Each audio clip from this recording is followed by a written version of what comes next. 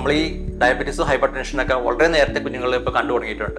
10 kilo നമ്മൾ wait കുറച്ച് കഴിഞ്ഞാൽ തീർച്ചയായിട്ടും 10 യൂണിറ്റ് ബ്ലഡ് പ്രഷർ കുറയും എന്നുള്ളതാണ്. അത് ചെയ്യുകയാണെങ്കിൽ തീർച്ചയായിട്ടും നമുക്ക് ഭാവിയിൽ വരാൻ സാധ്യതയുള്ള ഈ പറഞ്ഞ പോലുള്ള ക്യാൻസർ വരെ നമുക്ക് ഒരുപക്ഷെ ഫിസിക്കൽ ആക്ടിവിറ്റി കൂടുന്ന വഴി നമുക്കത് തടയാൻ പറ്റുന്നതായിരിക്കും.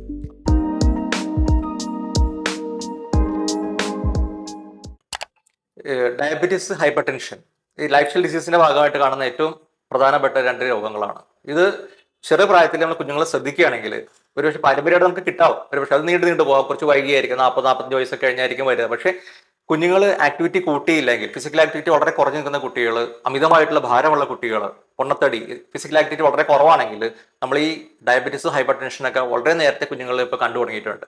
അപ്പോൾ കുഞ്ഞുങ്ങളുടെ പൊണ്ണത്തടിയും അതുപോലെ തന്നെയുള്ള അമിതഭാരം കാര്യങ്ങൾ നമ്മൾ കൺട്രോൾ ചെയ്ത് കുഞ്ഞുങ്ങൾ ഫിസിക്കൽ ആക്ടിവിറ്റി വളരെ കൂട്ടി നിൽക്കുകയാണെങ്കിൽ, നമ്മൾ ഫിസിക്കൽ ആക്ടിവിറ്റി കൂടിയ തന്നെയുള്ള ഗുണം എന്ന് പറഞ്ഞു കഴിഞ്ഞാൽ നമ്മുടെ ഇൻസുലിൻ്റെ ശരീരത്തിൽ സെൻസിറ്റിവിറ്റി കൂട്ടുകയും ചെയ്യും. അതുപോലെ തന്നെ നമ്മുടെ ശരീരത്തിന്റെ ഭാരം കുറയുന്നതനുസരിച്ചിട്ട് നമ്മുടെ ബ്ലഡ് പ്രഷർ ലെവലും വളരെ കുറഞ്ഞു നിൽക്കും. അപ്പോൾ പ്രഷർ ഉള്ളവരാണെങ്കിലും ഈ പറഞ്ഞ ആക്ടിവിറ്റി കൂട്ടുകയാണെങ്കിൽ, ഫിസിക്കൽ ആക്ടിവിറ്റി കൂട്ടി കഴിഞ്ഞാൽ, അല്ലെങ്കിൽ അവർ ആ ശരീരത്തിന്റെ ഭാരം നമ്മൾ ഒരു പർട്ടിക്കുലർ ലെവലിൽ കുറയ്ക്കുകയാണെങ്കിൽ, ഒരു 10 കിലോ നമ്മൾ വെയിറ്റ് കുറച്ച് കഴിഞ്ഞാൽ തീർച്ചയായിട്ടും 10 യൂണിറ്റ് ബ്ലഡ് പ്രഷർ കുറയും എന്നുള്ളതാണ്. അതുപോലെ തന്നെ ഈ ഡയബറ്റീസ് ഉള്ളവരാണെങ്കിൽ നമ്മൾ ആക്ടിവിറ്റി കൂട്ടുകയാണെങ്കിൽ നമ്മുടെ ഇൻസുലിന്റെ സെൻസിറ്റിവിറ്റി കൂടുന്ന വഴി ഇപ്പോൾ ഡയബറ്റീസിന്റെ ആ ഒരു അളവും നമുക്ക് കൺട്രോൾ ചെയ്ത് വെക്കാൻ പറ്റും. അപ്പോൾ നമ്മൾ എത്രയും കൂടുതലായിട്ട് ആക്റ്റീവായിട്ടിരിക്കുക. അപ്പോൾ നമ്മുടെ മക്കളെ ആണെങ്കിൽ ചെറുപ്രായത്തിലെ കൂടുതലായിട്ട് ആക്റ്റീവായിട്ട് സെഡൻറ്ററി ലൈഫ് സ്റ്റൈൽ വളരെ കുറച്ചിട്ട് കുഞ്ഞുങ്ങളെ വളരെ ആക്റ്റീവായിട്ട് വിടാൻ ശ്രമിക്കുക.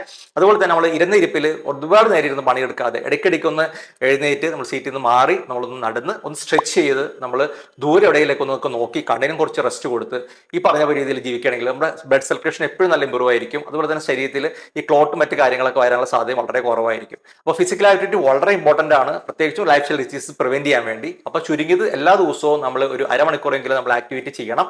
ഇനി മിനിമം റിക്വയർമെന്റ് 180 മിനിറ്റ്സ് പെർ വീക്കാണ്. അപ്പോൾ ഒരു ദിവസത്തിൽ നമ്മളൊരു 1 മണിക്കൂർ വെച്ചിട്ട് 3 ദിവസം നമ്മൾ ആക്റ്റീവായിട്ട് നമ്മൾ എന്തെങ്കിലും ഒരു എയറോബിക് എക്സസൈസോ അല്ലെങ്കിൽ കുറച്ച് കാർഡിയോ എക്സസൈസോ അല്ലെങ്കിൽ കുറച്ച് നടത്തം, ചെറിയ എക്സസൈസുകൾ നമുക്ക് യൂട്യൂബ് നോക്കി പഠിക്കാൻ പറ്റും. ഇത് ചെയ്യുകയാണെങ്കിൽ തീർച്ചയായിട്ടും നമുക്ക് ഭാവിയിൽ വരാൻ സാധ്യതയുള്ള ഈ പറഞ്ഞ പോലുള്ള ക്യാൻസർ വരെ നമുക്ക് ഒരുപക്ഷെ ഫിസിക്കൽ ആക്ടിവിറ്റി കൂടുന്ന വഴി നമുക്കത് തടയാൻ പറ്റുന്നതായിരിക്കും.